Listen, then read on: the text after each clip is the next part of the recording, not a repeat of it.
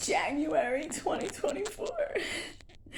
I always knew if I moved back to Philly, it would be the death of me. I'm gonna try and bridge Last Call to Spiders in My Head. Those are my two books that will be out to buy soon again, and making a documentary and an indie movie. And yeah, it's so fucking crazy, right? Yeah, I'm gonna do all these things. You know where I am. Me and my two cats, my rescue babies, my therapy babies, my babies, are in an abandoned building in Philadelphia that passed the inspection with PHA, who gave me a voucher. So what happened was, I never got along with my mom, so my grandma, her mom, was my mom, and I miss her every day. And my other grandparents, and my grandpa on my mom's side, I loved him. I loved all my grandparents. And my dad was a fucking alcoholic, and he was always passed out drunk when we would go to visit him. So I say we because I have a stepbrother, and they took him on as if they were his own. I never called him my stepbrother. In fact, I don't fucking call him anything now. So what happened was, I got a chance to move to New York, and I took it, and I loved it. 22 years. And then I just couldn't afford it anymore. And as you read Last Call, no Hollywood producer can make up my story. Okay, so what happened was, I had to move back because, cliffhanger, you'll have to read why. And it involves heroin, not me. It involves a lot of stuff. I was an alcoholic actively.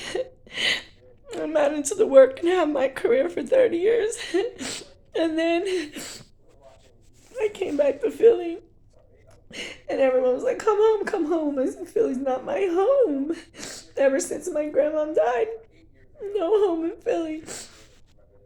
I had no other choice, because I always would say if there was a loaded gun to my head, but there was loaded needles of heroin to my head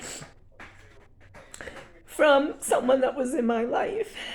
And at the time, I had Max, Lulu, Missy, and Mickey. I'm like the cat lady. Wait, let me see if you can see my tattoo. I love animals more than people. And he would say to me, no one's going to take you in with your 4 cats. And I said, watch me. So my cousin reached out to me, and she extended the olive branch. Little did I know that I was walking into, another drug trap. She was unrecognizable to me. That's in Spiders in My Head, so we'll leave that as a cliffhanger. So then it was just sliding me and my cats into like one door after another that would open for us. And what ended up happening was, I ended up in Delaware, and my counselor told me, you're a battered woman, because I was living with my ex, who was very abusive. And I waited 6 months to get an emergency voucher. And when I got that, they placed me at 68th and Woodland Avenue, me and my babies, Norman and Frida, because my 4-pack that almost lived to 20, they all started passing away when I came back to Philly. And so now I have Norman and Frida. I lost my fucking train of thought. I'll get there, I'll get back. So anyway, okay. So then I get it, and they put us at 68th and Woodland. PHA. supposed to help us. They buy abandoned buildings. They don't want people that are trying to get back on their feet. They want junkies. And yeah, that's all they want. So that building was insane. Absolutely. Well, the people and the building, there was wires hanging everywhere. There was hazardous, I'm sorry, I don't give a fuck. There was hazardous waste in the basement from Cobb Creek, and the only way that they could have access to that basement was through my kitchen. Okay? So the landlord would send Maddie, Mo, and Jack, I don't fucking know who, and they would come with no hazard suits, and they'd go with a snake, with a little fucking snake for a toilet. I can do with that motherfucker. Go ahead, go down. So they would go down and they would come back riddled in shit. Literally shit. Everything gets stunk so bad. And they'd say, okay, Miss Gallant, see you later. And I would have to clean it up. Me. And anything that me and my babies will never be separated. Okay, so then there was junkies in that building too, and you know, shots fired. That's the only way you would get a cop to come to that neighborhood, and people OD'd on the second floor in bathtubs, and crazy people on the roof throwing things. I don't know. It was crazy. Then there came the rats. Everyone was always banging on my window because me and the cats lived on the first floor. Asking me for money, setting me up, trying to jump me. And, well, didn't work out so good for them because I didn't back down. And, so then, what happened? Oh, the super. Yeah. He, I don't know if he still does, but, he was laying next to a white girl every night, okay? Mr. Fucko. And he used to call me the white devil. Look at her trying to save the world. You ain't gonna try to save the world. As I would feed the cats, and I would help the children that were in buildings like that with their parents that didn't give a fuck. So I would give them playtime and give them cupcakes and everything. And him and his girl one time took their I don't know what the fuck. What do you call them dogs? Only people can make them vicious. Pitbull. To eat the cats that I fed. I don't think they succeeded. But anyway, so they would say that I didn't put out my trash. I'm fucking babbling now, but this shit was real. So I asked, can I buy my own trash can? The landlord, yeah, sure you can. Well, Mr. L headbutted me. Stepped to me like I was a fucking man. Like I was a man.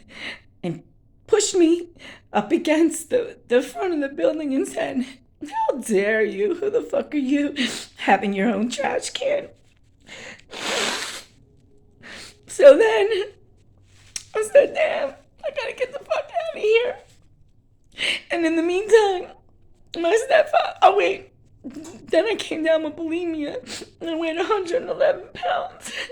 I couldn't even stand up. So my cousin Rita said, because my stepfather had died and my mom had the house to herself. And Rita said, she rest in peace, she said, the hell's wrong with your mother? You go there, you just go there. You're her daughter, so what? You go there. So, me and the cats go there. And like I said, we never got along, and I was just wishing for some TLC, and all I needed was 3 months. 3 months. Because I went to City Hall and protested. Cliffhanger. You'll see that at some point, too. To get another voucher to fight to live in another fucking dump. But because my alcohol took me down, even though I still worked for 30 years and nothing showed for it except for my babies, my cats, and me. And in the books, I talk a lot more about that. So anyway, all I thought was she was gonna like embrace me, right? Yeah, like, because she had a lot of fucking excuses why she couldn't be my mother, or why she was never my mother, or why her door couldn't open up, because it was Anthony's door, because it was this, because it was that, because my grandparents took over. Well, she had 3 months to make up for that, and she didn't do the right thing. What I say, my tongue, it comes certified. You could believe me. Poor Lisa, nobody ever wanted you. You're only here because you begged. I don't think so, dearest mommy. Rita said, what the hell's wrong with you? And it was just like every day, man. The only good thing was at that point I started eating again. So instead of giving me support for me eating, she would say, look at you. You, look at me. You should have said, look at you, you're eating. That's a wonderful thing. So what if I put whipped cream on everything? Sweets. Anyway, so then here comes my brother, who's a complete stranger to me because I haven't seen him in like 17 years. He's married, he's happy, he has a niece. My niece always told me, Aunt Lisa, you're my favorite aunt in the whole wide world. Well, I didn't have access to her. And in fact, none of our family really did. And she's starting college, and I don't even know what she looks like, nothing. So then it was just constant chaos every day, just berating me, like she used to do when I was a little girl. So what happened was, then my brother shows up. Listen to me, people. Look at me. I didn't know nothing about no money. Here we go again. Because every time I'm somewhere, there's this estate thing going on. I don't want nobody's fucking money. I don't want nobody's blessings except for my own. So then my brother comes. He doesn't know anything. He doesn't know what I've been through. Not that he gives a fuck. Who cares? He doesn't know why I'm there temporarily. And I don't know. He called me like a parasite or something. Cliffhanger. It's in the book. And he said that I waited 47 years to take advantage of mommy because that's how long her and Anthony were together. In fact, Anthony had a heart attack and passed away on their 47th anniversary. And guess what? We had our problems. Rest in peace. But I think that he wanted my mom, but he didn't want us kids, so it was rough bouncing around and feeling like you're not fucking wanted. I'm no fucking victim. This is the truth. Okay? With my grandma, little Zush, unconditional love. Anyway, so we're gonna get back. So he says that I came for the money. What money, little bitch? That's right. What money? My brother. Bitch, what money? I don't know about no money. I don't care. Evidently, she was left some money. And him and his wife were helping her get the house because I don't really think that. I don't know. I don't care. Okay? I just needed 3 months. So it was horrific. I said to my friend, Kevin, why? He said, because you're no little girl no more, Lisa. And you have to go back there and face your demons. I said, okay, I'll trust you, Kevin. I always trust you. I couldn't take it no more. So I tried to take my life. And it's in the book. And all dearest mommy in the background was screaming when I had enough wherewithal to call 911 was, no sirens, no sirens, no sirens. She didn't want no sirens. No, she didn't want no sirens. And I had to wait on the corner for them. And she told me that I did that because of her. No, wait, no. I don't know. I don't even know. I don't even know. Everything was about her. I guess I did it deliberately to bring attention to her because she doesn't like people to know the real her. So, you know. Anyway, so I get into the ambulance and I said, bye. I literally felt myself going somewhere. I didn't see no pearly gates or nothing, but it was frightening because I felt myself dying. And the guy said, what did you take? How do you feel? Blah, blah, blah, blah, blah, blah, whatever. And he shot me up with something, I don't know.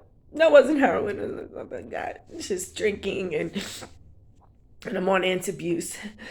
It's a blocker of cravings from alcohol. A handful, 2 handfuls of Tylenol. Who knew the strength they had, huh? All right, and some whiskey, a half bottle of whiskey. Anyway, that's said and done. Off to the hospital, and they don't pump stomachs anymore. They had me drink this charcoal shit. I said it's either gonna come out this way or that way, and came out that way.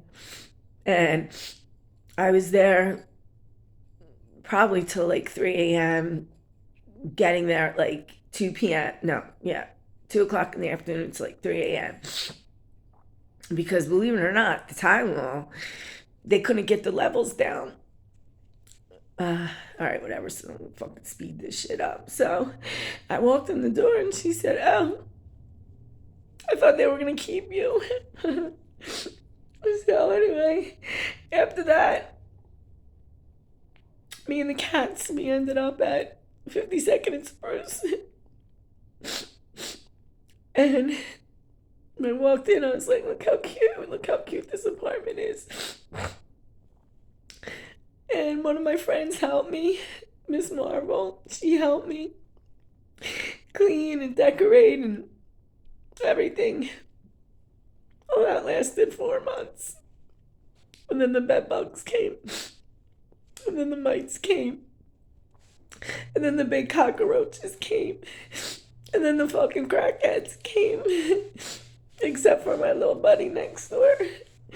They tried to break in 3 times, 2 times. It would have been a home invasion. They were that close. He changed my doors.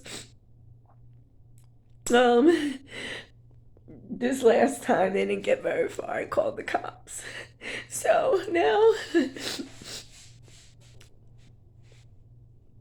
this is all because everyone wanted me to come back to Philly. My grandmom's just died. Lisa doesn't have a home in Philly. My father, he's not even worth talking about. Yeah. And so now here we are, me and my cats, living with fucking bugs, everything. They're infested with mites. I have scabies. It's so filthy in here.